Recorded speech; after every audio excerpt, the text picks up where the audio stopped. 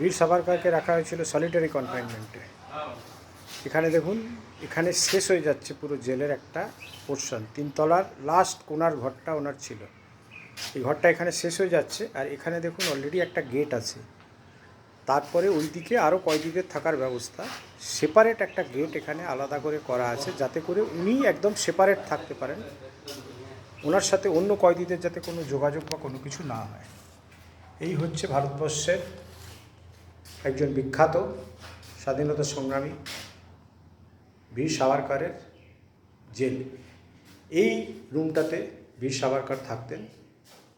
ওনার 50 বছরের সাজা হয়েছিল। উনি এই সেলুলার জেলে ব্রিটিশ সরকারের বিরুদ্ধে কাজ করার জন্য নিক্ষেপিত হয়েছিলেন।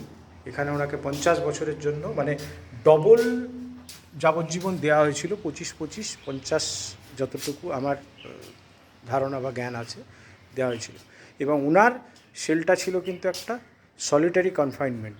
মানে এই গেটটাকে একটু টেনে বন্ধ করে দিলে বুঝতে পারবেন যে এই জায়গাটা কিন্তু একদম বাকি জেল থেকে সেপারেট করা।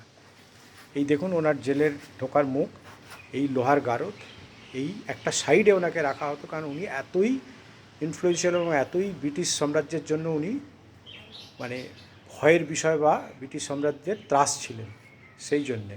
কারণ এখান থেকে দেখুন পুরো জেলের লবিটা দেখা যাচ্ছে, সেখানে আরও কয়েদিরা থাকতো, কিন্তু ওনাকে পুরোপুরি একটা সলিটারি কনফাইনমেন্টে সলিটারি রুমের মধ্যে রাখা হয়েছিল। জয় হিন্দ, বন্দে মাতরম।